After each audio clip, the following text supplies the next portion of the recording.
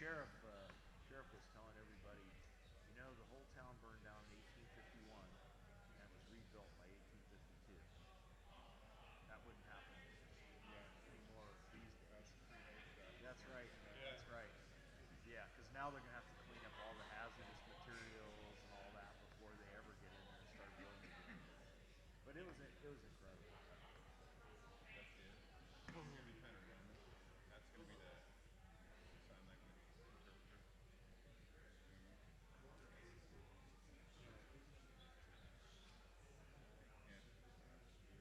Yeah. I'm amazed that the place is so full. I know. I thought it'd be crowded. What's the one that? I thought this place was way too Yeah. full. Yeah. Which one? That one.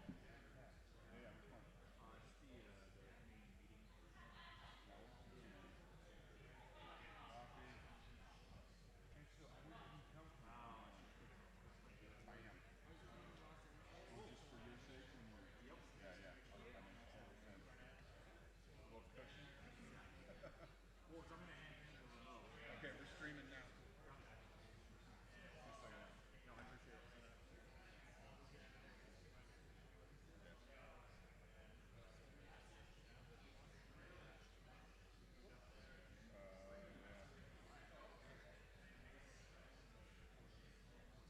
70 plus 5 plus 75. I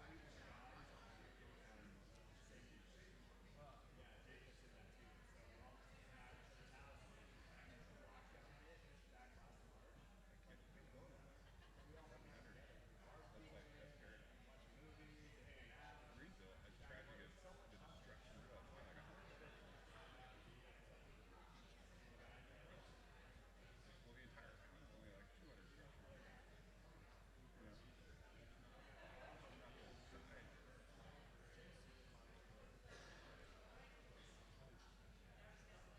I, yeah, no, it was evacuated, but I don't think it burned. I don't think.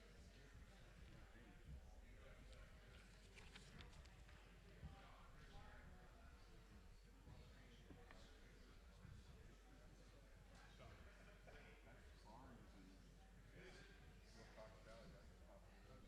Not Wilcox.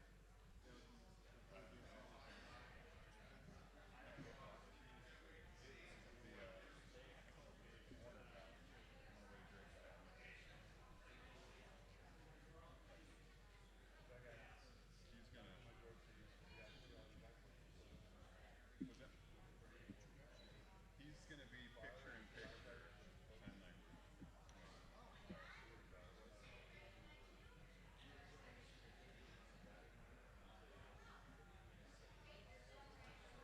What's different with January and Tuesday?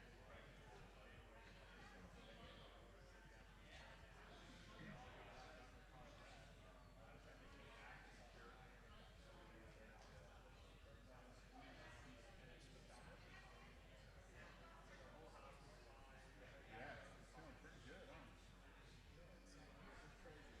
You can see the. Yeah, you can totally see it in the light.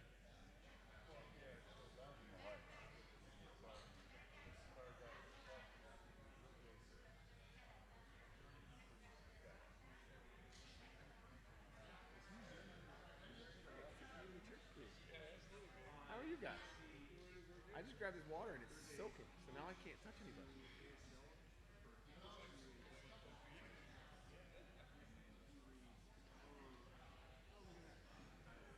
So, Okay. this young man is, he lives in Reading, and he is Yeah. the Because roommate he looks like he's of talking to somebody else. Anna's sister or cousin. Small world. Yeah. Small Good world. evening, folks. We're about ready to start the meeting. If you could, work your way to your seats, and we will start here momentarily. Thank you.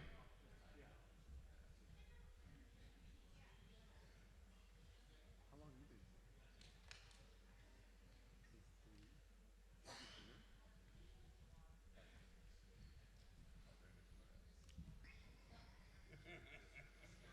He said bars and chips.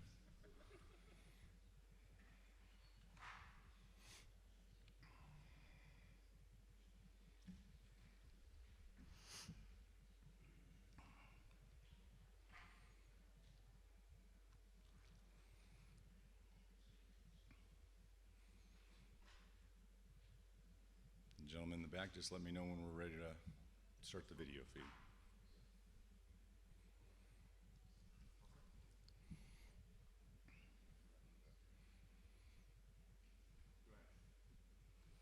Good evening and welcome to the Dixie West Zone Community Meeting. My name is Dan Olson. I'm the Information Officer for CAL FIRE Incident Management Team 3. Tonight you'll be hearing from our various speakers providing you information pertaining to the West Zone incident. We had question cards out front. If you had the opportunity to fill those out, we'll be addressing those. And then we'll also be around after the conclusion of the meeting to assist you and answer any additional questions you may have. To start out, I'd like to provide an overview or some perspective as currently the conditions our state's in. Over 10,000 federal, state, local, and federal firefighters are assigned to 11 active wildfires in our state. In terms of year-to-date statistics, over 1 million acres have burned this year. That's an increase of over 721,000 acres versus the same time last year. In regards to the Dixie fire, we are currently at 552,589 acres and are 31% contained. This fire is the second largest fire in California's history and is on the list as the 14th most destructive fire in our state's history. To give you some perspective as far as the size of this thing, its perimeter currently is at 484 miles. That is the equivalent if you were to walk from Susanville to Boise, Idaho. In terms of personnel and assigned equipment, we are currently at 6,550 personnel, 570 fire engines, 198 dozers, 91 crews, and 20 helicopters. Heavy smoke over the fire has limited our ability to fly at times, but when the air clears, these resources can see and deliver drops to their targets identified. Currently, we've delivered 600,000 gallons of water dropped in the last 5 days alone, and have delivered more than 2 million gallons of retardant that has been used on the fire. We're all aware of the impacts it's had on the local residents in the communities of Butte, Tehama, Plumas, Lassen. Over 28,000 residents are currently evacuated. 408 of those evacuated are staying in 3 shelters in the area. It also continues to remain a threat to our cultural and natural resources. In regards to the fire's impact on the structures and damage assessment, here are the numbers that we have so far. In Plumas County, 1,097 structures have been destroyed, 70 have been damaged, and 1,345 have been surveyed and identified as not damaged and saved. In Lassen County, 3 have been identified as destroyed, 0 damaged, and 2 with no damage. For Tehama, 30 destroyed, 5 damaged, 62 have been identified as no damage and saved. Collectively and overall, 1,130 structures have been destroyed, 75 have been damaged, and we're happy to report that 1,409 have sustained no damage and have been saved. These inspections are ongoing, and the numbers are going to be subject to change as the incident continues to progress. With that, we're going to get into our speaker segment, and I'd like to introduce the first speaker of the night. It's Incident Meteorologist Joe Goudsworth.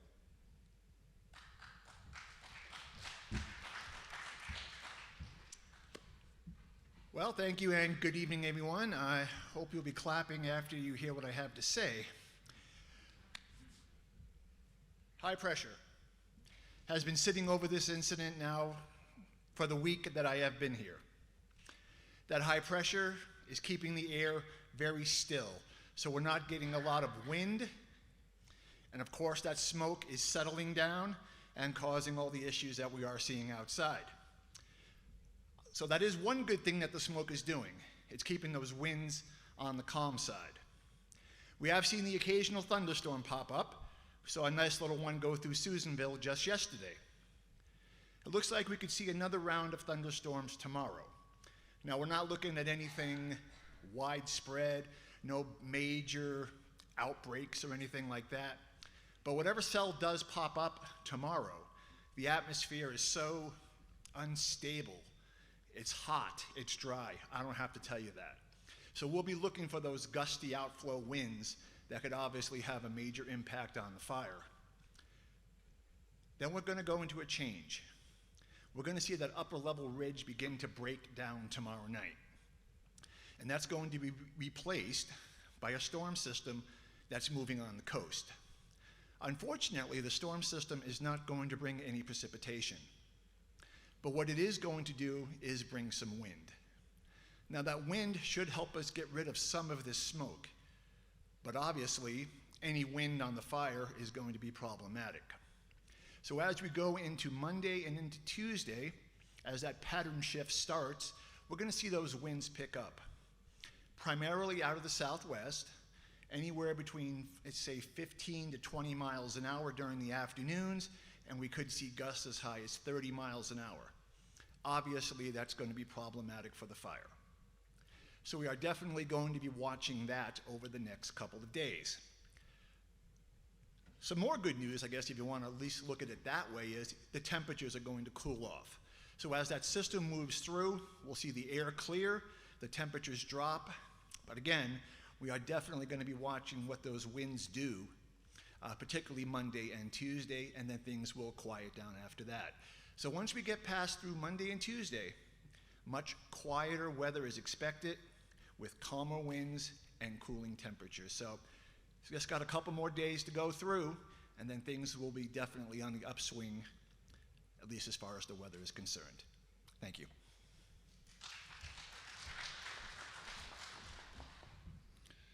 To provide you with a look into what the fire behavior is going to be in the coming days, fire behavior analyst Brian Newman.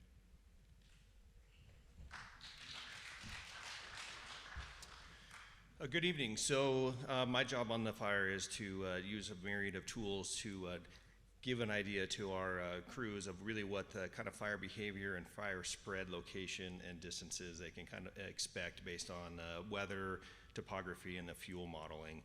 So what we use is a couple different tools that tell us where the heat is at and really where that could go in regards to the fire and what kind of activity that is. So across the fire in the Butte sector currently, there's not a lot of heat in there using our infrared sensors and flights that we use over the fire. So things in that part of the fire, we don't anticipate a lot of spread in that area. As it moves to the north up towards the Lassen National Park, there is quite a bit of heat in that area all along the perimeter and within the fire itself. And so that fire is currently spreading just with primarily just with the dry fuels and the steep topography that's in that area. That's the primary driver of fire up in that area. It's very steep, and as you know, we've been under 10 or 15 years of drought, and so the vegetation is just very dry and allows the fire to spread pretty readily and challenges the crews out there. So we anticipate that that's going to continue. There is quite a bit of work going on in there as well, but it is steep, rugged terrain, and the fire, like I said, has quite a bit of activity in there that is allowed to really burn day and most of the night just because of the warmth and the just the really heavy dry fuels. As it goes across the top of the fire towards what we are calling branch 16, is out towards Highway 44 and the A21 road. There's much less heat in that area currently. They did do a firing operation a couple days ago, and our IR sensors are showing that the heat is reduced quite a bit in that area.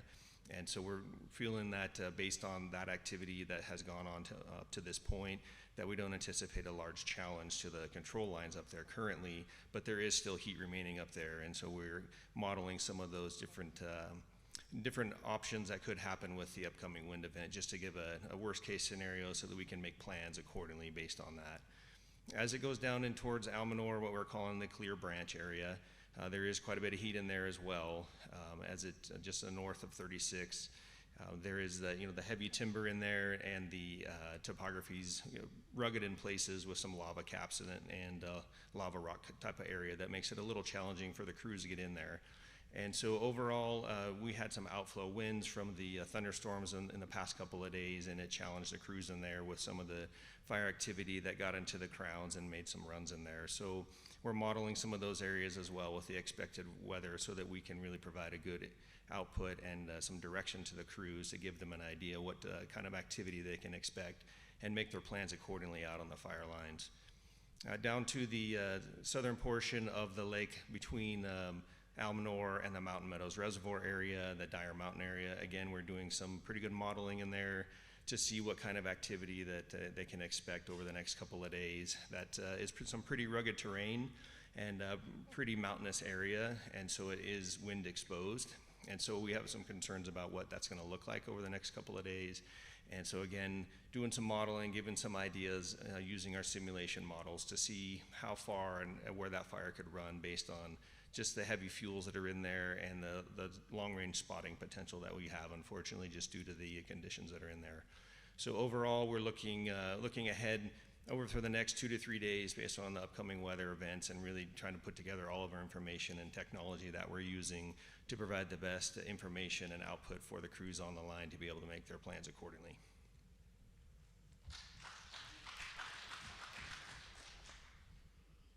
Our next speaker is Operations Section Chief Mark Brunton.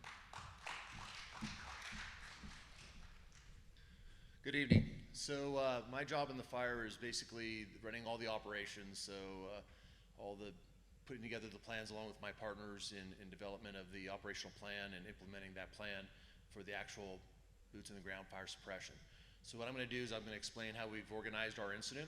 I'm going to talk a little bit about a couple of the challenges we faced the past few days, the challenges that we're facing now, and some challenges we're going to be facing here in the coming future. So this is a very large fire. You heard some of the statistics on that, and it is. It's a big beast. It's a lot to handle, but I think we have some very good plans in play.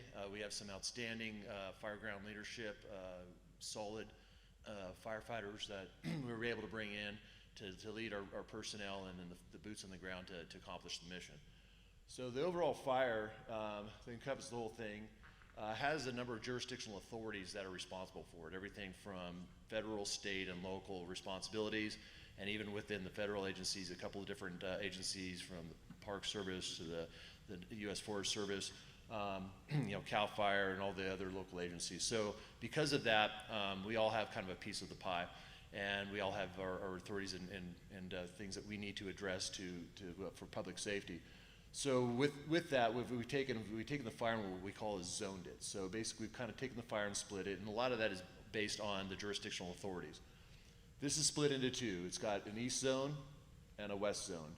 The east zone is being managed by Interagency Incident Management Team 4, which is federal Forest Service and other federal agencies that has an incident management team, much like ours.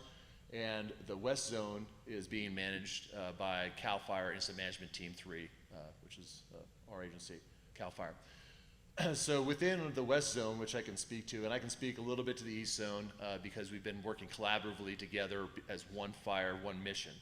So on the west zone, we've taken it, and because of, for what we call Spanish, I'm going to throw a few terms out there that may not mean a lot to you, but basically what it gets to is how we organize the incident for fire line leadership, fire line safety, and how we can easily manage all the resources we have. We have a lot of stuff out there. So we've taken it into 3 sectors. The Butte sector, we have the Westwood, which is pretty much the middle of the fire, and the Lassen sector. Each of those sectors is headed up by one of my partners, the Operations Section Chief, and within each sector you see these terms branches, and underneath them divisions and groups. So it's just a way we organize our incidents so we can best manage our incident. You've heard a little bit about, from Chief Newman, the Butte sector, kind of cold. It's basically what we call in a patrol status, and that part of the fire has been turned over to the Butte unit, who has the administrative authority for that area. So CAL FIRE Butte unit is handling that and doing the patrol status that's essentially out, and just some few hot spots here and there, and that's looking very good as far as the fire. Right about it at the Humboldt Summit is basically the division where now that part of the fire over is brought into us. And one of our challenges that we've had that was a critical piece was, you see this Division Juliet, okay, Division J.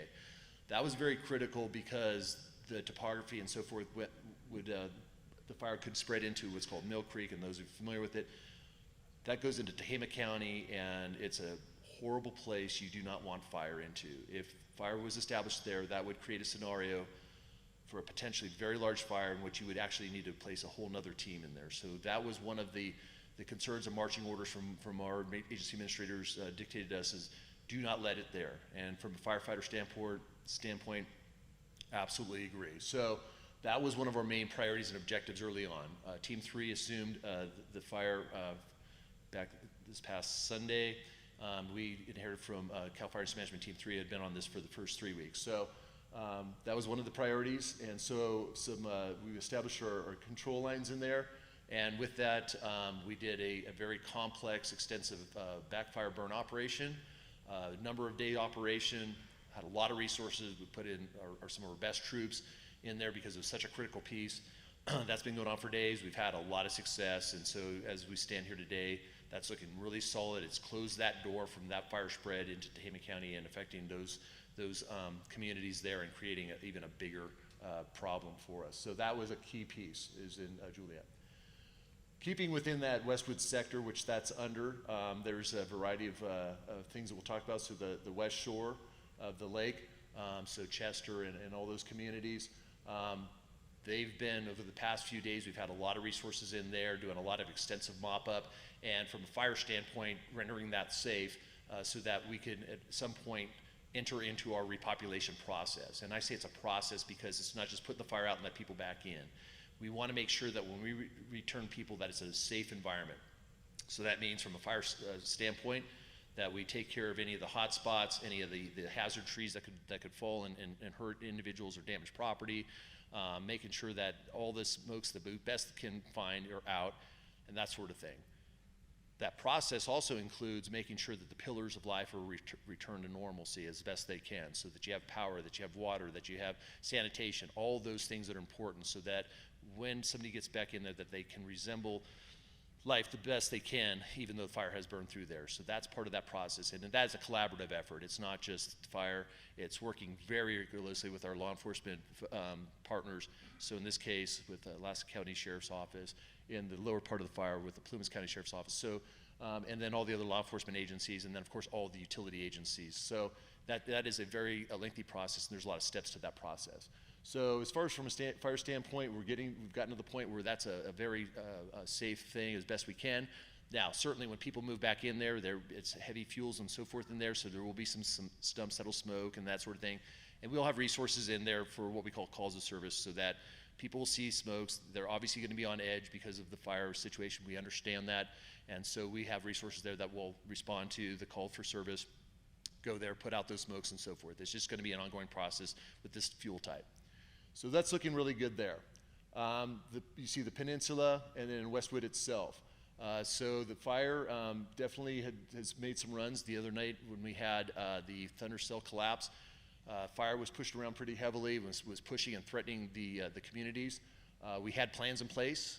We look forward at this. As you can tell, we have an incident meteorologist, we have a fire behavior analyst, and we in operations embrace and utilize all that information to plan. We do not try to react. We want to forecast 24, 48, 72, 96 hours ahead. What's this fire going to do? A little trickier sometimes than others, but that's what our mindset is, and that's how we plan. So with that plan, we had resources in place. We had resources that we could call surge, which means when one of the fires starts taking off or we anticipate it, we can move those resources back and forth to assist our neighboring branches and so forth, or in this case also, what I'll talk about later, is the East Zone and our neighboring team. So we have that plan in place. That took off the other night, and we put our plan in place, and it worked. It was very solid. So the line between the Lassen sector and the Westwood is basically Highway 36. So I'll kind of bump in a little bit into that. And in that division uniform up there, big pocket of heavy fuels and timber. So we had to do some defensive firing right along the causeway. And by doing that, we were able to stop the progress of the fire, where it would jump into the peninsula and then run through the structures. Prior to that happening, we'd had resources in there for days prior, anticipating there's a potential this could happen. So the engine companies were in there patrolling, becoming familiar with the area, doing preparation on the structures to make them more defendable, that sort of thing. Because we have resources from all throughout the state of California. So these people don't know this like you folks know your neighborhood. they made it known like it was their neighborhood where they're at home. So they knew the streets, knew the water sources, all that stuff. So that's part of the preparation effort, and they did that, and that helped that when the other night when it took off. So we were able to stop the progress. We were able to get in and work closer once that day had ended and we had better weather to go what we call direct and get in there and carve that out instead of having to make a bigger burn operation and then also lose that valuable timber in there. So again, we had a lot of success within that, and that's getting buttoned up, and we've had that buttoned up for the past day, heavily mopped up in there, so that's looking really solid. So we're very comfortable that that north part, we will not see any incursion of fire across back into the peninsula. So that's a win there. To the south of it, the other door that was open was around Dyer Mountain. Very tough, if you're familiar with that, very tough country to work in, and so forth. Now that's where we're on the border with our neighbors to the Incident Management Team 4 and the federal resources. So we work collaboratively together because our mission is still the same, and it worked great. We've shared resources. Fortunately, we have more resources than these folks have had, but we've given and shared those resources every day. They've had some challenges with the fire weather and so forth and fire taking off. We've just simply surged and shifted resources over there to assist them, and we've worked back and forth. So the last piece, and it's a little tough to see there, is that there's one piece of line that just needs to be finished and burned in, to use a burn operation. It's hard to see, but there's a lot of crosshatch type lines. Those are dozer lines. So we have primary lines, we have contingency lines in place. So it gives us, so if we do happen to have fire that spots into one area, we have something to back it up as a catcher's mitt, if you will. So we have a lot of them in place, and just before I left the incident base tonight, we've approved a plan for a firing operation in conjunction with our federal partners, and they'll do a final small burn just on the other side of Dyer Mountain. And we have a high likelihood, probability that is going to have a huge amount of success. Conditions are right to burn, everything's right, we have the resources, everything that you need for a successful burn operation, it's in place, and that'll be conducted tonight. And what that will do is that will shut the door and close the door to seal up and protect those communities. That is a huge win. It's been something that we've been very concerned and nervous about, and it's been planned, and we just have to wait for the right conditions, make sure everything's set up the right way, do it the first time. So that's going to happen this evening, and then there'll be for the next 2 days heavy mop up to make sure that all that's nice and cold, and we have a good buffered line. So that's going to be a huge win for us there. Moving further east, now we're starting to get in that border area between us and what Teams 4 responsible for that other zone. Again, like I was saying, we're sharing resources. We've got a lot of good control lines put in, and again, shifting our resources to assist them when they've had some challenges on this element, this part of the fire down here in the south. Also, the community of Janesville. So earlier on, a few days ago, just trying to predict what the fire is going to do based on the conditions. Again, working with our IMED and our FBAN, just doing some crystal ball type stuff, what this fire is going to do. Also, the local knowledge from the local unit, what the fires typically do in this area. We were able to project out and say, okay, we need to provide a level of protection for that community. And so what we did is working with the local unit and their local knowledge and their local battalion chiefs, put together a really good contingency plan, a really solid plan. The guys were able to knock that out in one day, did a fantastic job. And that plan, we set it up, and then we had the resources in order to fill it. We were working with the fire district and the fire chief for Janesville, and we're lockstep on that.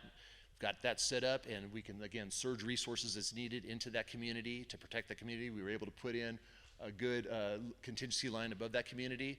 So we are very confident that whether it be now or anytime in the future, if that plan has to be put into play, that is going to be a very successful plan in defending that community. So that made us feel better, and we've got that plan in place, that if we have to pull the trigger and make that occur, we're ready to do so.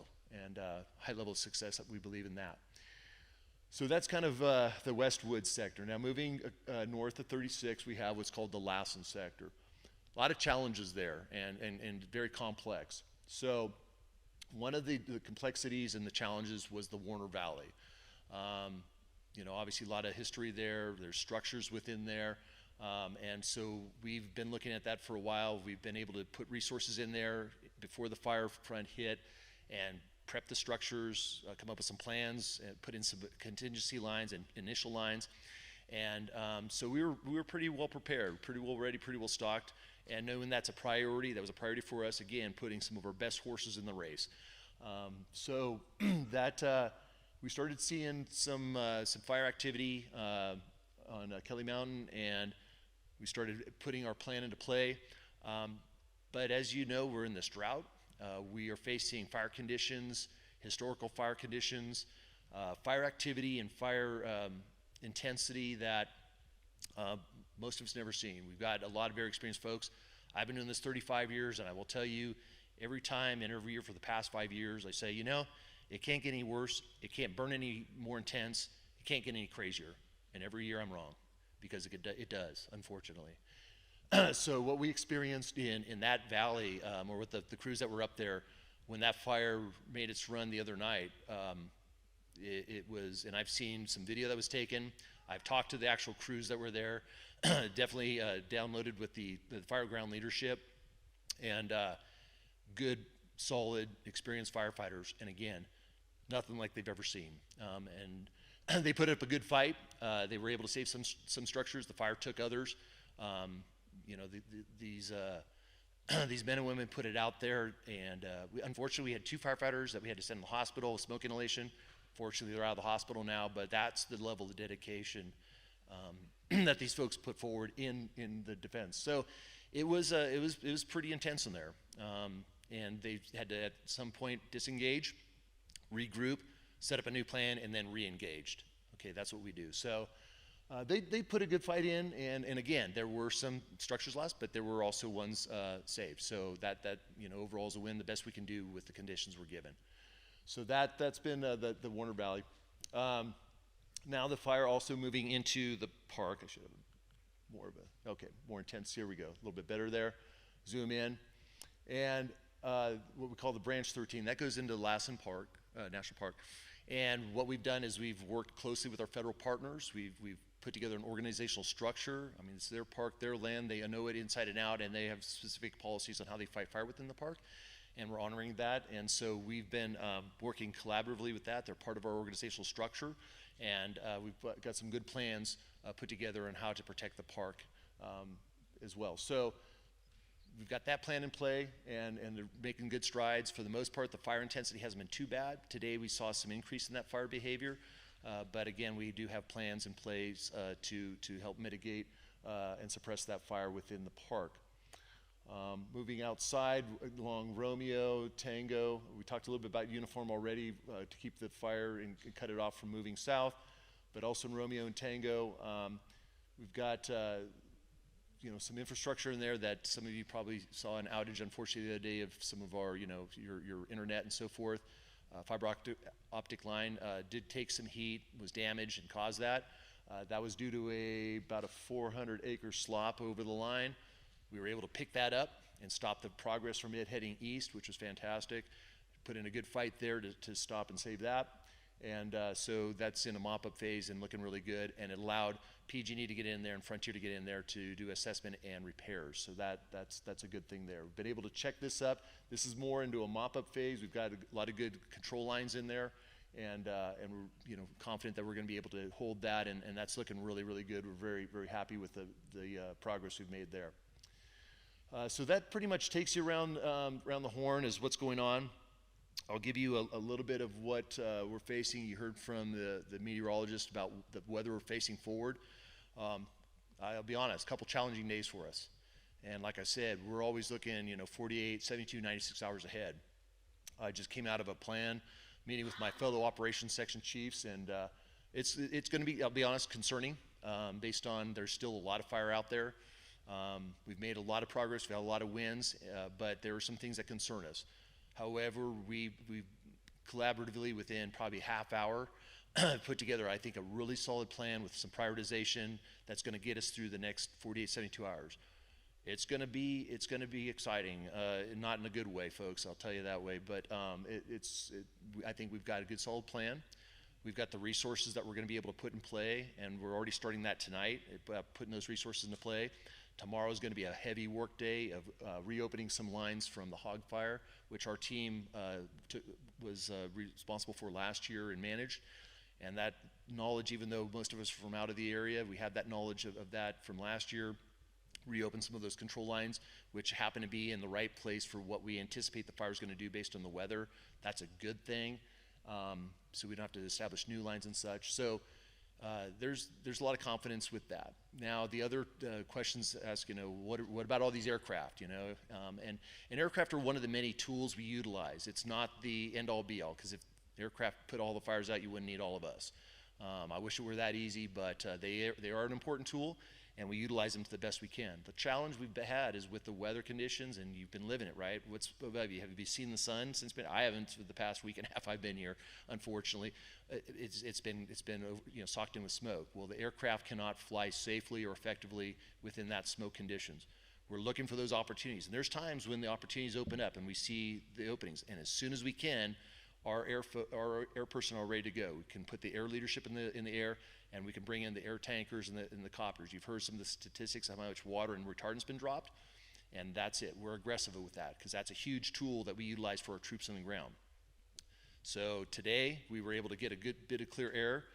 We did have a lightning strike that we've been picking up that happened when we had the lightning the other day. It's about 10 acres, and that really, we had troops in there today, but we got to get some copters in there, and that helped them out tremendously. So that's mitigating that issue for us. So for the coming days, when we have that clear air, we're going to be flying those copters. We have quite a few available to us. We've got the large air tankers that most of them are out of McClellan and Sacramento. That's a quick flight up here. We had our the air supervisor module up, taking a look at that this afternoon to try to see if we could get tankers in. Unfortunately, we couldn't this afternoon, but that's on the forefront of our plan as well. So as the air clears, we're going to get in there, utilize that tool to assist us on the ground to achieve our objectives and complete the mission. Thank you.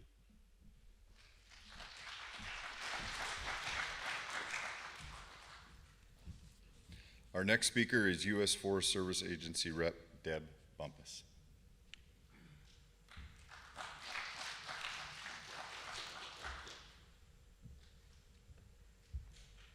Good evening, everybody.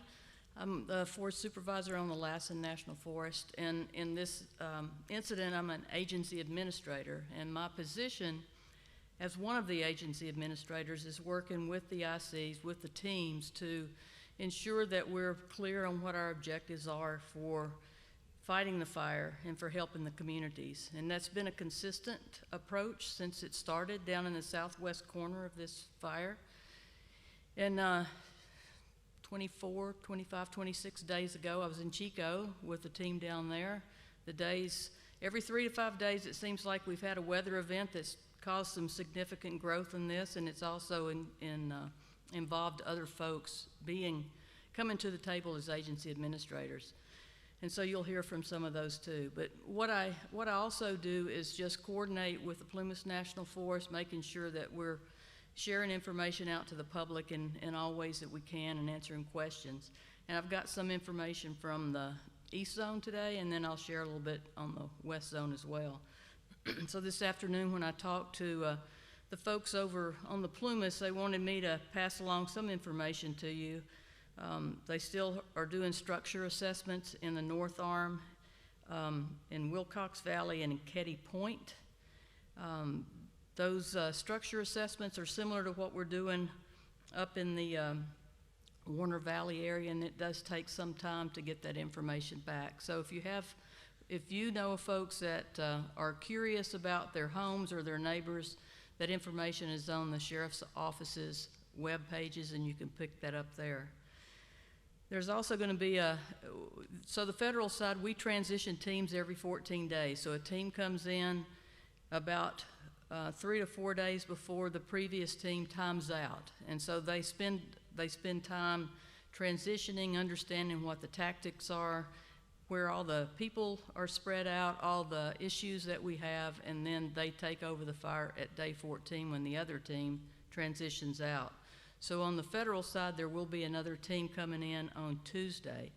They'll come in tomorrow and start that transition process, and they'll spend time just going over plans, going over maps, seeing what's been done, go out in the field, spend time with the different groups, and get to know the area really well before they take that over.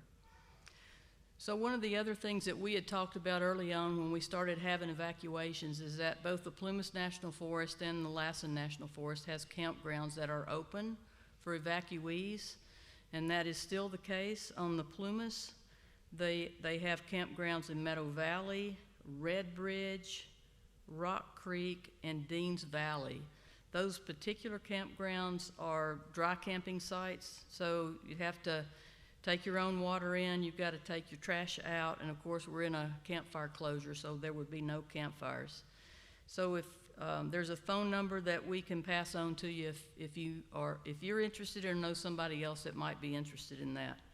The same thing is available on the Lassen National Forest. Some of the folks took a trip up to Eagle Lake today. There's a number of sites up there that the concessionaire runs. We're going to set some of those aside for evacuees if they need to go there. So Christie Campground, Merrill, Eagle, Aspen, and then there's also one group site available at West Eagle. So just pass that information on if people are still needing a place to stay. Usually at the lake it's a really nice view, but the folks that went up there today couldn't see the lake until there was one there. So smoke is everywhere, but at least it gives a good place, a safe place to stay. Another thing that we are doing is coordinating with our tribal partners to identify and protect sites as much as possible. The Bureau of Indian Affairs sent an agency administrator or two to the fire yesterday and today, and I met with one today, and they'll be meeting with all the tribal partners just to make sure that we have sacred sites identified and sites of concern to the tribe so we can share that information out in the field to the folks. We've also gotten questions about cabin owners. So Silver Lake, we've gotten some questions up there, and at this time I don't think the fire has reached that area, but as far as going back into areas to check on those cabins, we have to wait quite some time until the area is safe before we will allow folks back in. There's still a lot of stumps that are still burning. Just getting out on the ground can be quite dangerous when there's still smoke in the air. So I just, if you know folks that have cabins and they want to have some idea of what's going on there, again, they can check the sheriff's office's website or they can call our offices and talk to our recreation folks. So as a forest supervisor, it's hard to watch what's happening to our communities. It's hard to watch what's happening to the woods and the areas that you all have grown up in. And I've worked on and off in this area 3-4 different stints, and so I know the area very well too. And we've got to find some optimism. We need to find some opportunities for rebirth, which means that we've got to find some ways to bring the forest back. And the Forest Service itself will be working on a long-term rehabilitation plan for taking out some of these dead trees, replanting. It's going to take a long time. Getting the roads back in shape, replacing culverts, there's just going to be a lot of work out there. So it might not look like it's happening very fast, but that's a lot of acres to treat. And so we'll be pulling a team in that looks at all the work that we need to do and prioritizing. And we typically prioritize by areas that could pose a risk to the public if we had a heavy rain, which hasn't happened in a little while. But I think we would take it and we'd be able to take care of things that way. So any potential for flooding, we would look at those areas first. And then from there, we just go from there. So that is our highest priority, making sure that the communities are protected and making sure our waterways where you're getting water are protected as well in case we have storms. So just a couple of other announcements then on the East Zone. We have a public meeting typically every other day, so they will not be having one tomorrow, which is Sunday. I think their next one is going to be on Tuesday. And then tomorrow for us, we're having a public meeting in Old Station at 3 p.m. at the volunteer fire department. So if you have folks, if you want to come up there and listen to more information, you're welcome to do that, or if you know folks that would be interested, please pass the information on to them. Thank you.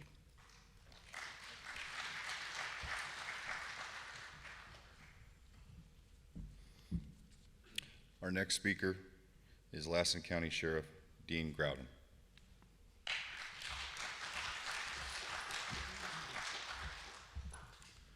All right, good evening, everyone.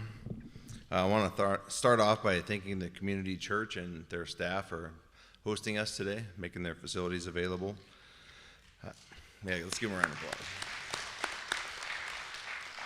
I want to thank all of you for attending in person, and I want to thank all the fire personnel who are out there working so hard to protect our communities, incident management teams, and then, our local Cal Fire unit, led by Chief Packwood, who's going to talk in a few minutes. We have an incredible relationship with our local Cal Fire unit, the Lassen Modoc unit. When we're out there in the field working on these things and we're trying to make decisions, I know the team draws a lot upon their experience and their knowledge of our local area, as do I. When I'm trying to make decisions on, obviously I'm getting input from the team, on what should we do related to evacuations, warnings, and so on. And our local Cal Fire people are always can always provide invaluable input. So I just can't thank them enough for their strong partnership in our county. So I want to give some information first on evacuation warnings and orders.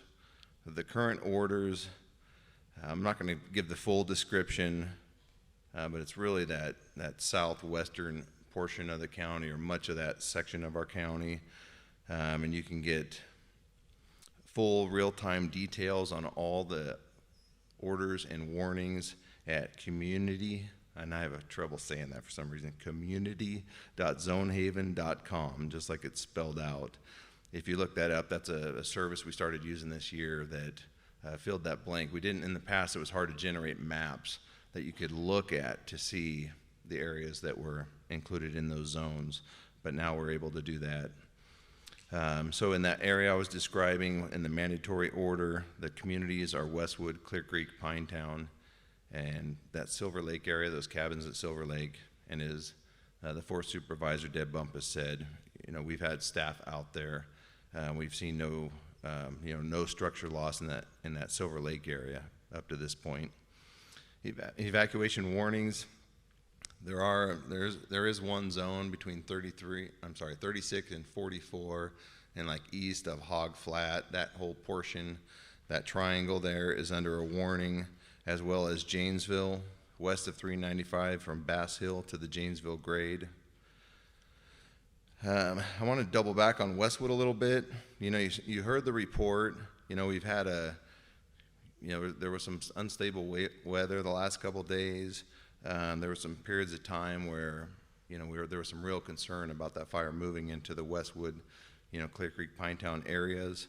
Luckily, it didn't happen, and the fire personnel have put a substantial amount of work in, along Highway 36, to protect both, the peninsula, Hamilton Branch, Clear Creek, and Westwood. They've done a ton of work there,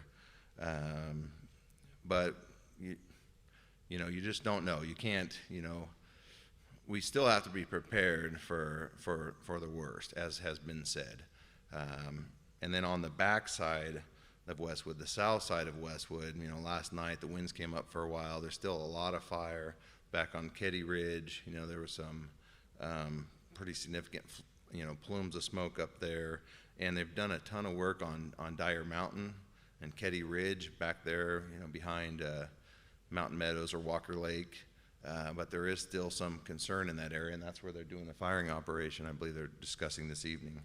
But there is still a substantial, potential threat to that Westwood area. That's why the order is still in place. We want to be able to let people go home as soon as possible, but we've got to make sure it's safe. And, it's not, I don't take the, having to do these things lightly. And this, I think Westwood right now is probably the longest order that I've had to that since I've been sheriff the last 12 years, or that I remember in my 28-year career with the sheriff's office having in place. But it's because there's fire both north and south, and they're doing the best they can, but we want to keep our people safe. There are a few people, every time it sparks up, there's a significant plume or movement towards town, we have a few more people leave Westwood. We're still actively patrolling those areas, keeping your community safe, keeping your property safe. If you left, the hardship with that, if the fire were to move into Westwood from the north, we could get cut off pretty quickly. Those exit routes could disappear quickly. And actually, the day we did the evacuations, that was a real concern, because the fire was burning around both sides, and we were concerned about, both fire personnel and our personnel getting cut off in there. So the people that are still in Westwood, I still encourage you to leave the area. We've knocked on their doors. We've sent additional alerts.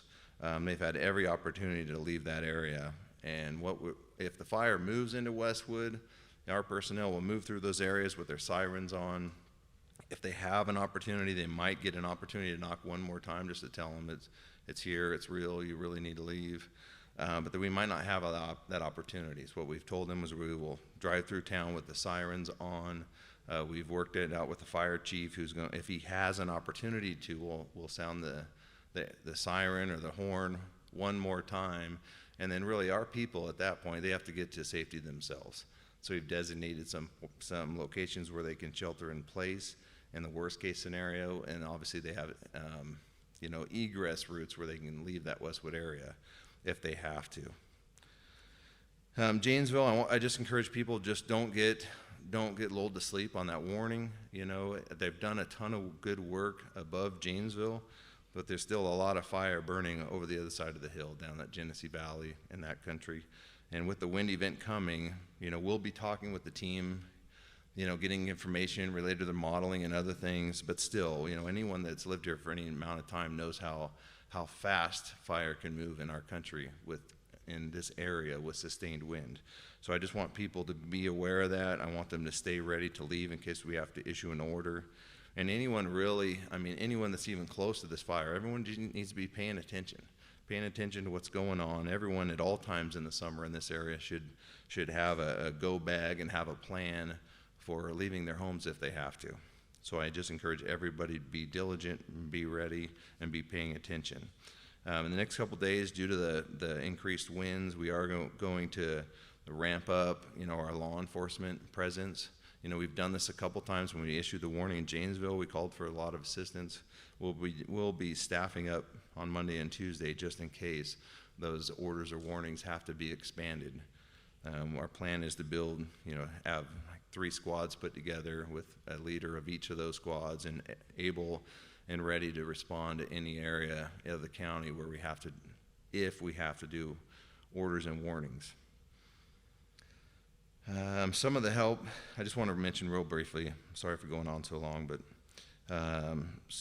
some of the help you'll see is obviously my deputies. You'll see the police department, Susanville Police Department, probation, CDCR, Forest Service, law enforcement, BLM Rangers, Cal Fire Prevention, California Highway Patrol, and then we have Alameda County Sheriff's Office up here helping us right now. So if any of those officers knock on your door, they're doing it at my direction, after consultation with the team and a decision's made that has to happen.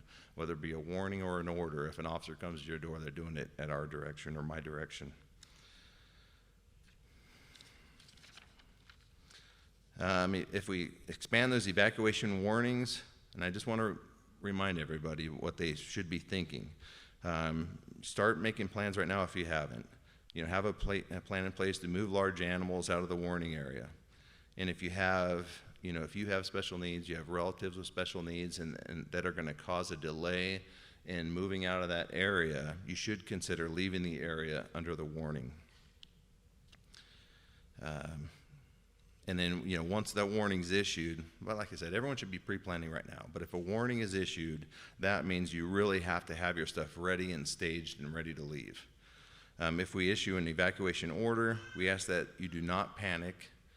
You travel at safe speeds. What often happens is we'll have law enforcement personnel driving through. They'll have their lights on, their headlights, they'll have their overhead lights, and that's for all of our safety. Because what also you'll have is you'll have the fire protection units that the operations chief described. They'll be coming into those areas at the same time, potentially. And so there's a lot of traffic. And so what I ask everybody, don't panic, drive at safe speeds, yield the fire traffic, have your headlights on, and then if you run into traffic control points, go exactly the direction they tell you to go. If we were evacuating Janesville, we have a plan to send, people north of church, I believe it is, northbound, and then they can double around A3. But if everyone's trying to go the same direction out of Janesville, it could be a mess. So we have plans we've worked out with CHP if any of that becomes necessary to try to move people out of there, in an efficient and safe fashion.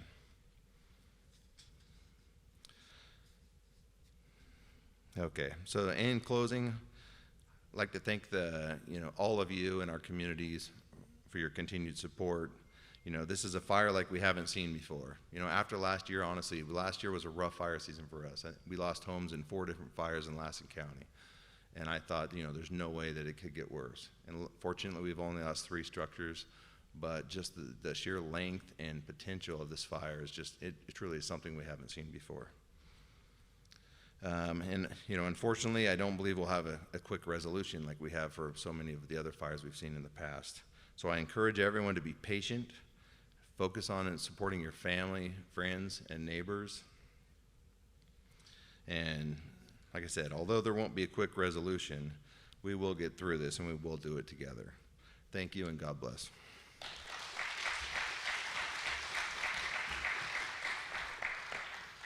Thank you, Sheriff. I want to take a moment to recognize Lassen County Sheriff Information Officer Lisa Bernard, who assisted us with setting this up. She's a member of this congregation. She has been step by step with me, not only for this incident, but as the previous speakers mentioned, for the hog fire. She is such a huge asset for us to make that communication so that we can get that out to you folks. I want to just recognize her, if you join me, thanking her for just establishing this and helping us out. So.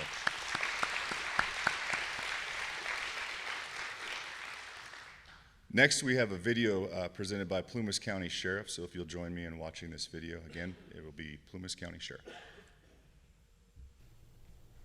Good evening, my name is Deputy Chandler Pay. I'm the Public Information Officer for the Plumas County Sheriff's Office and Office of Emergency Services.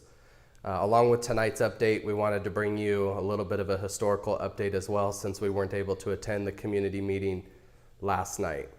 So on Wednesday night, we saw some increase of fire activity in the area of the Johnson Grade, County Road A13, and the Highway 36 corridor in that area. For that reason, the decision was made to cancel that repopulation for Chester the other morning, and we thank you for your patience as we continue to navigate this incredibly active fire. Just please know that our goal is to get you back into your homes as quickly and as safely as possible. For today, the update we want to bring is that last night there was fire activity increasing along the North Arm Road area due to some outflow winds. What we had to do was bring additional law enforcement personnel into the area to remind some folks who had remained to please evacuate the area. Additionally, we issued an evacuation order for the Genesee Valley area. So law enforcement went door to door in the Genesee Valley area to issue that evacuation order. And next, a few nights ago, we mentioned that we wanted you to be careful about who you are making donations to. We are actively tracking reports of GoFundMe accounts and other donation services that may or may not be legitimate. And so we want you to do your research and make sure you know who you're donating money to. Don't give out any Social Security information or financial information over the phone without vetting the information and service that you're giving that information to first, especially if you're using a credit card or debit card to give a donation. There is an account set up for monetary donations that you can make locally to Plumas Bank, and you can go into any branch location to do that. I would also like to clear up a few rumors circulating about state and federal support. So on July 23rd, the California Governor's Office issued a state of emergency declaration for the Dixie fire. This applies to Plumas County specifically. There are other declarations that are being issued for other counties, but this was specific to Plumas. The federal government did issue a fire management assistance grant, which will help cover costs for fire response operations. We're still working on the damage assessments, which is part of the process to qualify for future federal assistance, and we will keep you posted on that progress. Next, our office issued a unaccounted for persons message on Friday. On that message, there were 4 people unaccounted for. As of this time, 3 of those 4 people on that list have been located safely. We are currently still looking for Ronald Avila of Greenville. If you know Ronald or know a way to get a hold of him, please contact him and have him call the sheriff's office at 530-283-6300 so he can report to us his safety. The California Attorney General's office issued a consumer alert following the governor's declaration of a state of emergency for Plumas County to the Dixie fire. California law generally prohibits charging a price that exceeds more than 10% the price of an item before a state declaration of emergency. This law applies to those who sell food, emergency supplies, medical supplies, building materials, gasoline, and other products similar. The law also applies to repair, construction services, emergency cleanup services, transportation, freight, and storage services, along with hotel accommodations and rental housing. Violators for the price gouging statute are subject to criminal prosecution. If you encounter a Plumas County business engaging in price gouging during this emergency, please call the Plumas County District Attorney's Office at 530-283-6303 and ask for the Investigations Division. The District Attorney's Office has expressed to us their commitment to continue protecting the community during this difficult time. Finally, we're working on a process to provide a sheriff's escort into the burned areas, including Greenville, Canyon Dam, the West Shore, and Warner Valley. This is going to be for resident properties who have been burned completely or partially burned. We are going to set up a link tomorrow on the plumascounty.us website under the Dixie Fire tab, where those property owners who were affected by the fire can go in, answer a series of questions, fill out some information, and that information will be provided to us so that we may contact you when the time comes to arrange that escort into the area. Again, this will be for residents of those areas only, and that information will be made available tomorrow on the Plumas County website. Again, that's plumascounty.us. We'll also post information in regard to that to the Plumas County Sheriff's Office Facebook page. Please continue to follow the Plumas County Sheriff's Office on Facebook, and continue checking our website, plumascounty.us, under the Dixie Fire tab for continual updates that we post. We want to let you know that we're in this with you together. Please continue to support your neighbors, family, and friends, and have a good evening.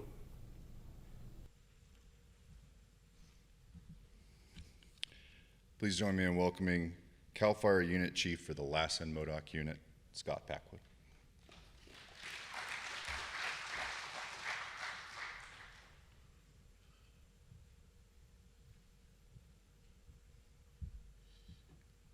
Good evening, Scott Packwood, Unit Chief, Lassen Modoc Unit here in Susanville, and also acting as one of the agency administrators to the team and to the incident for the CAL FIRE Lassen Modoc portion of the incident.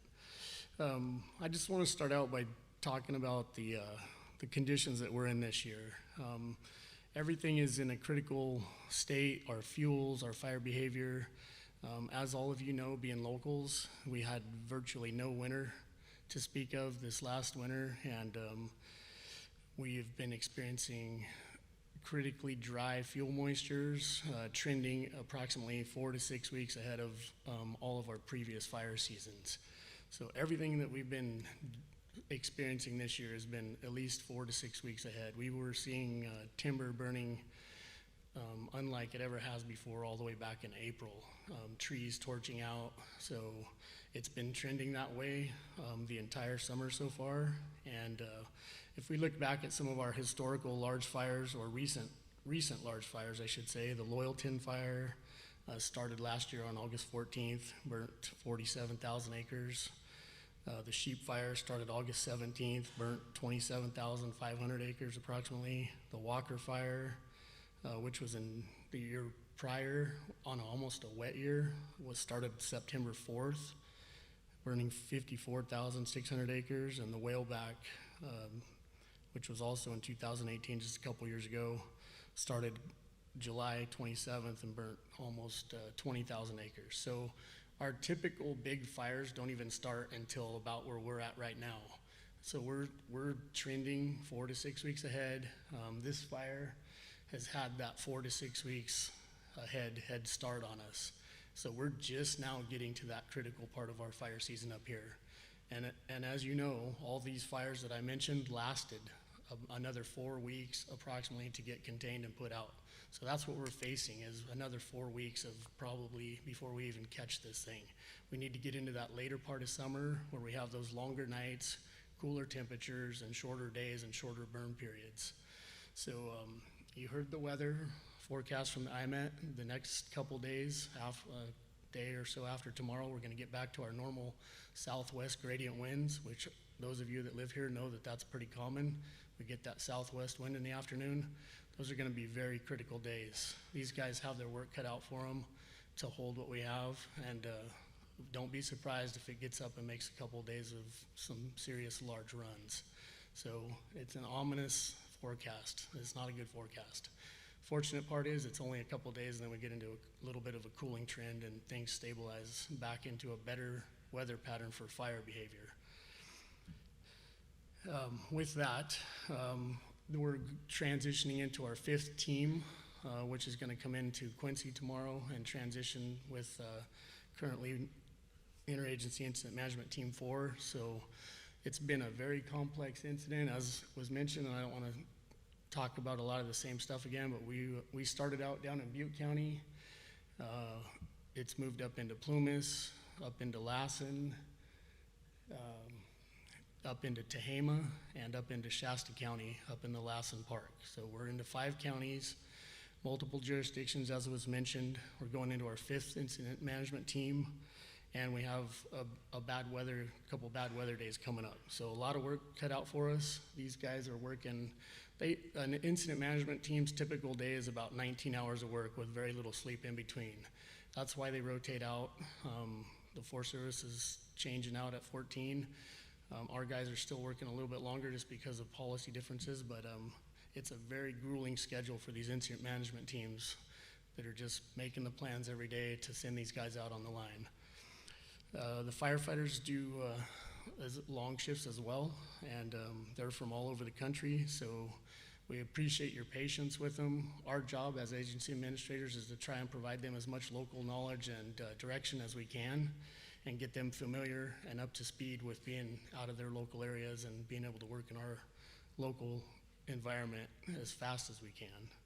So just with that, know that we all acknowledge the situation that you guys are all experiencing, but it's not gonna be over for some more time this summer. I mean, we have a few weeks left before we start to see better conditions. So I just don't wanna paint a rosy picture right now because we're truly facing a couple critical days. So with that, thank you all for coming. I especially want to thank the law enforcement agencies and all the other support agencies. The fire guys kind of get all the attention sometimes and have kind of the better support systems with our incident bases, but there's a lot of other entities out there, especially the law enforcement, doing the same long hours, caring for your safety and making sure everything is flowing good. So be patient with us. I appreciate you guys being here tonight. Thank you.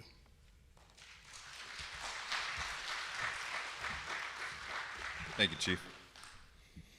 Now I'd like to introduce CAL FIRE Incident Management Team 3 Incident Commander, Chief Billy C.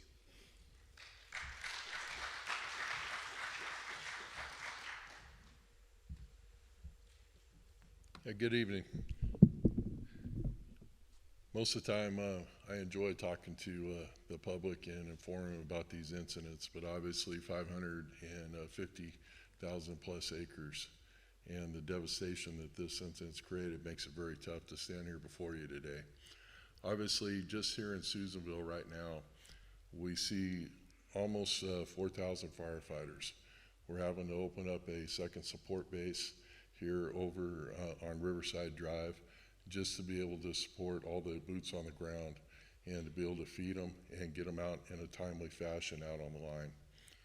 Obviously, you've heard a lot of information tonight related to the weather that's coming and just the type of field conditions that we've had. There's been a lot of questions about the fire modeling that we do, the pre-planning we do, and the preparations, not only the firefight, but trying to plan ahead 96, 120 hours ahead and anticipate where the fire is going to be or where it's going to go. There's been a lot of work done on the northern part of this incident, up around the Lassen National Park, the Caribou Wilderness. Currently, the Silver Lake area, we've held the fire on the Silver Lake Road up there going out to A21. We have contingency lines out in front of that also off of Highway 44 that runs across the top into the old Reading fire from 2012. And we've opened up those lines also to try to protect the old station, Hat Creek Rim area, and try to keep the fire pinned down where it's at right now. That's just some of the contingency lines we've done in the north. Here around Susanville, you're going to start seeing a lot more work being done on 36, you know, southwest of town right here, with just how the fire's lined up and how the weather pattern's going to be. So there's going to be, we're going to have firefighters on direct containment lines working the fire's edge, but we're going to start doing some pre-attack work out in front of it so we can try to protect the community of Susanville. I know there was a question related to that. Is Susanville in danger? Right now, Mother Nature has not played fair with us. The fields conditions over the last 20 years have dramatically decreased. And the fuel loading in these forests are very, very dry and very, very receptible to any type of amber cast that comes out from any type of fire. Most of the time during the heat of the day and when the wind's blowing, we're at 100% ignition point, meaning that if you dropped 100 matches on the ground, it would start each match would start a fire. That's how receptive the fuel bed is. So you can imagine how many embers come out of just one tree that goes up in the wind. That's the type of difficulties our firefighters are facing. So there's been a lot of work protecting all these communities. We developed, when we came in, 3 guiding principles. It's going to be the safety of all, whether it's the first responders or the public. Then we're going to concentrate on community protection and all the critical infrastructure out there. Then we're going to look at the cultural and natural resources. There's been $1 billion worth of natural resource damage to the timber industry by this. There's another $1 billion in danger. We know that's the livelihood of here in Northern California, the timber and logging industry. It's understood. The timber companies have been dramatically impacted just by this incident, let alone all the other incidents here in Northern California over the last 5 to 10 years. We're doing the best we can out there. We're working hard each and every day to gain ground, and we've had a lot of successes on this incident, and we're going to continue to have successes. We're planning for what is to come. We know the weather's going to be bad, and we're going to be out in front of it doing the best job we can for you to protect your property. Thank you.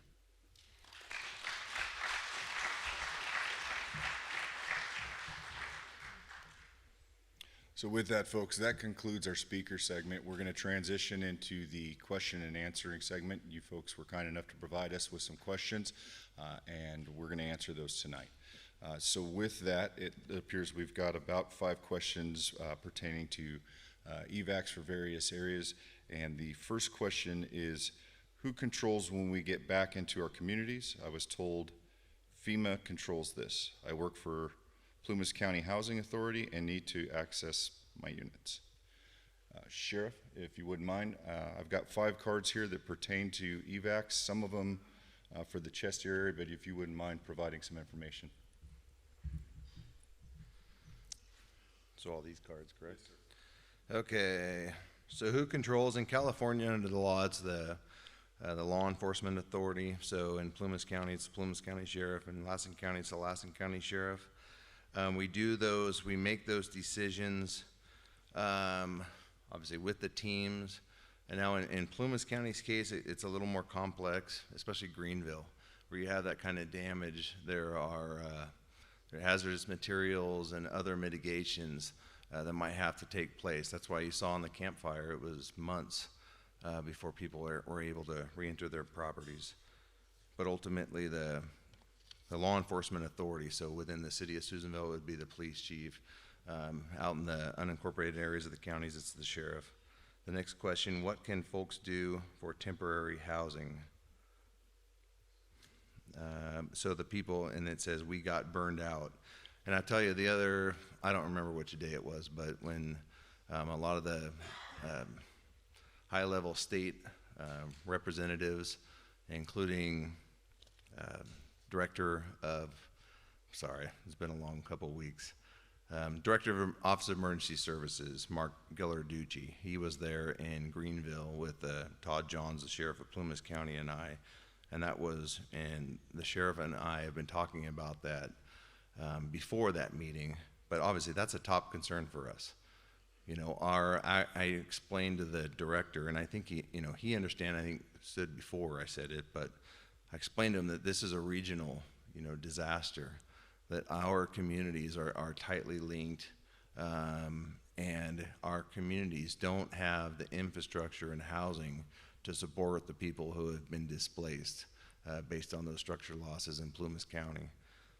We emphasize that, Sheriff Johns and I, that is our top concern on that recovery side of this. And we also express the concerns related to the type of weather we have. Trailers might be difficult. They're going to have to be set up in a certain way to keep people, safe during those winter months. So those discussions are happening. There are representatives from OES that are specifically tasked with that as an assignment. And so I know that in Plumas County, they're working closely with those representatives right now in discussing that. The next one, when do you estimate we might be able to go back to west shore of Lake Almanor? So that Westwood Chester, I'm sorry, don't want to confuse people. West shore of Lake Almanor, Chester area, we worked on putting together that repopulation plan. We worked closely with our partners at the California Highway Patrol and, of course, the Plumas County Sheriff's Office. Like I said, it's up to the Plumas County Sheriff to determine when he would allow people back in.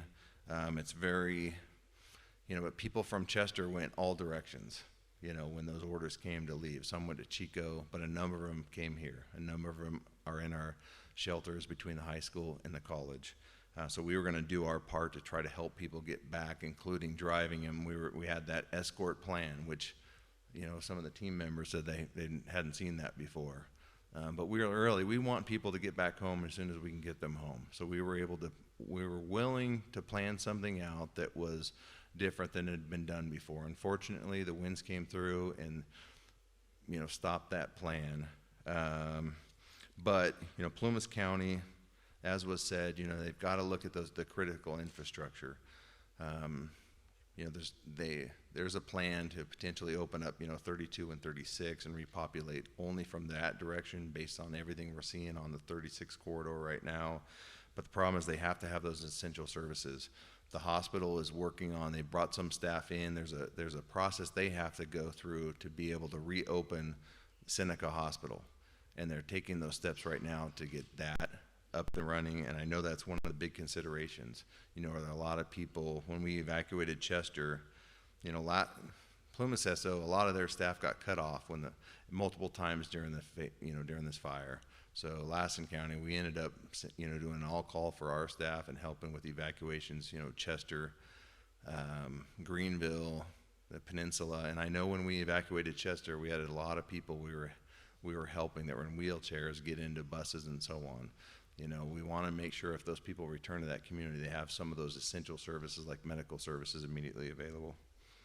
So I can't give you an answer on that, and that's Plumas County, but I know the sheriff is thinking the same way I am, and we have meetings every day with the team to talk about both evacuation orders, warnings, and repopulation.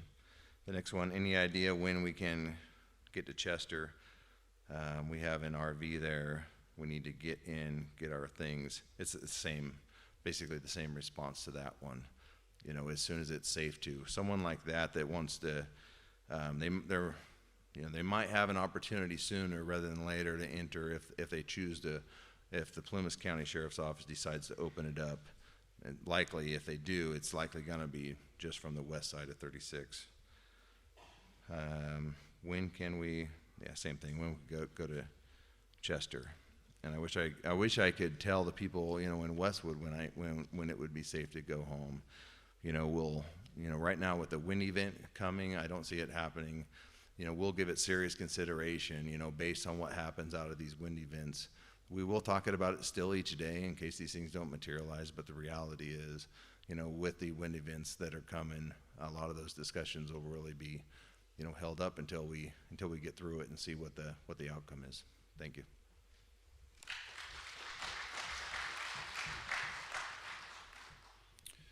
Our next set of questions has to revolve around the operational components, and with that, I'd like to invite up our operations section chief, Mark Brunton, again. Mark, one of the questions is, how close is the Dixie from Westwood? If you wouldn't mind giving a brief explanation. So my first presentation, the actual fire front, I mean, I could give you a number of miles, but I couldn't right off the top of my head, but it is a distance from Westwood. It's a comfortable distance. You can tell from, distance from Dyer Mountain, that's probably the southernmost. And the northernmost is right there where we did the burn operation on the causeway. However, that's in a full mop-up mode, and they've done a lot of, so it's black line, it's protective line, so it can't reburn. So as far as Westwood community itself is concerned, it's well protected. That last burn operation that we're going to conduct this evening, that, like I said, is going to close the door to protect that community from any incursion of the fire from the south. So we're very comfortable and confident at this point in time that community will be protected, and even with the wind that is predicted, I mean, Mother Nature is Mother Nature, and she hasn't been very kind to us, as the chief said earlier. However, with the lines that we have put in, with our contingency lines that we have in place, it is giving us a good level of protection for the community, and we feel better about being able to protect that community. And that's a multi-part question here. Has it crossed 36 at Johnston Grade, 821 where it crossed? Yeah, the fire is kept on the north side of Highway 36, and with the Johnston Grade, that was part of the area that we conducted the defensive firing operation the other evening. So we didn't get any spots of any significance on the other side of the line. So that's looking really good, and again, we've kept the fire to that north of the peninsula. Next question is, we heard that the fire is behind Westwood Dump. Is that true? We haven't. There have been some spot fires that have occurred around the community. Those have all been picked up. I couldn't tell you exactly what the largest sizes. Again, with this fire conditions, we've had a lot of various spottings, so there might have been very small spot fires of known consequence because we were able to pick them up, but nothing that's sustained, nothing that's established, and nothing that's going to threaten the community. Next question, any areas on Peninsula affected by fire and estimated lift of evacuation orders? I believe the sheriff's already addressed the evacuation component of that, so if you could identify if any areas on the peninsula have been affected by the fire. Yeah, the peninsula's been very well protected. As you can see on that map, you don't see any red within that peninsula area, so that's good. That means that we haven't had any fire in there. Like I said, there have been on the very, very north part, or in the, the very bottom part of near Dyer Mountain, some spot fires of a very small in nature that we picked up, so nothing of significance. So that's been very well protected. I personally was in there the other night when we had the outflow winds, and and it was looking very good. We were able to keep the fire out of those communities, so that was looking very good. And as the sheriff mentioned earlier about the process, and I even mentioned earlier about the process of repopulation, we do have a meeting every morning after our initial briefing, and then myself as the subject matter expert, if you will, from the fire side of it I present the fire conditions, what we've seen, what we're expecting, that sort of thing, as a subject matter expert to provide that element of intel to the sheriff and the other law enforcement agencies so that they make the decision. As the sheriff said, they have the jurisdiction, responsibility, and authority for the repopulation element. So we are kind of advisors to them and providing that information, and it's a collaborative effort when we're looking at that. So again, the safety of the public is our number one concern across the board. Mark, one of the issues we seem to have reoccurring on every incident is folks that want to stay and help fight the fire. So this question pertains to that. What if I want to stay and fight the fire? So that is your civil liberty right. That is your property. You are allowed to stay there and make that effort if you so choose. And that's your civil liberty. So we live in America. It's a great thing. However, we as experts, law enforcement, fire service, we don't take that civil liberty lightly. We all have homes, we all have lives, we want to protect that livelihood. However, we would not issue that warning, we would not issue that mandatory evacuation unless we absolutely felt that was necessary. So it's not something we take lightly, but when we do institute that, there's a reason for that. And that's number one, the protection of your personal lives and property, and then two, for the safety of our first responder personnel. And in all the years of doing this, I get it, I see why people want to stay, but when people do stay and they don't have the training and the background and the knowledge about fire behavior and how to suppress fire, and they don't have the equipment, what we tend to find is they put themselves in grave danger, and as a result, it becomes our responsibility then to protect and save you. And that puts our personnel, my personnel, the sheriff's personnel in danger to initiate that rescue. We don't want to have you put in that scenario. We do not want to put our first responders in that scenario. They will do what they have to do to save your life, but we don't want to have to put them in that environment. So when we do ask you to leave, it's a reason for it. Okay, and we will do everything we possibly can to protect your life, obviously, and your property. Again, we're dealing with Mother Nature. You've heard time and again, we've said it. These are untried times. This is erratic fire behavior we've never seen before. So we just would rather that you heed our warning based on our expertise, and we ask you to leave. Please leave. And just to add on to that, those resources that we have to pull to conduct those rescues, we're having to pull them away from obviously any type of fire suppressive action. So when we get that call for service for that emergency to get those folks out, we actually have to pull folks off of protecting other structures or taking perimeter control. And so that is our primary focus is to make sure you guys are safe. So when we issue those evacs and ask you guys to refrain from staying in that area, it's so that we can get those folks focused on protecting your structures as well as engaging in that perimeter control. Our next question, how close to 147 Highway East Shore A13? So yeah, 147 A13. We've got we're looking really good in that area. We've really beefed up that area with resources. Again, we've had throughout most of this fire a lot of spot fires and so forth, but nothing that's gotten established that has challenged our contingency lines. We've put in contingency lines, primary lines. Again, we've really bulked up those areas because, as I said earlier, we always try to forecast that 48 hours, 72 hours, 96 hours. Where do we think the fire is going to be? And we plug in the resources. We surge our resources as needed so that we can mitigate that issue or to keep it from getting established. So those areas are looking really good, and particularly the 147, and we've really hammered that really hard with resources, and we're very comfortable, and it's looking really good. All right, and then the last question, I'll be happy to fill this in. It's in regards to, with high school starting next week, what happens to the evacuees? With the high school, we've already started the transition of those evacuees over to the college facility. So if you'll notice in our fact sheets, we actually went from 4 temporary shelters to 3.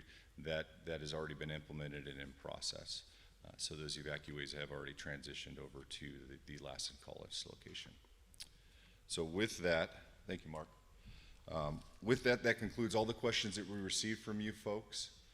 We will be around later on to answer any additional questions. I also want to acknowledge that we have Federal Agency Rep Jay Lusher here. He'll be around to assist you if you have any questions in regards to the park or BLM. We have more copies of our latest fact sheet.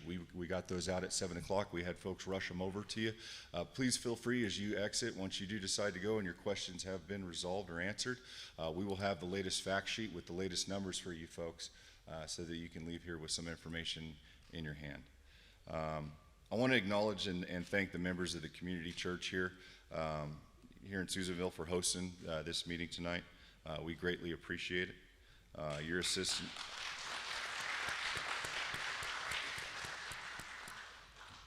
So with that, folks, that is going to conclude our meeting. As I said, we will be here the rest of the night.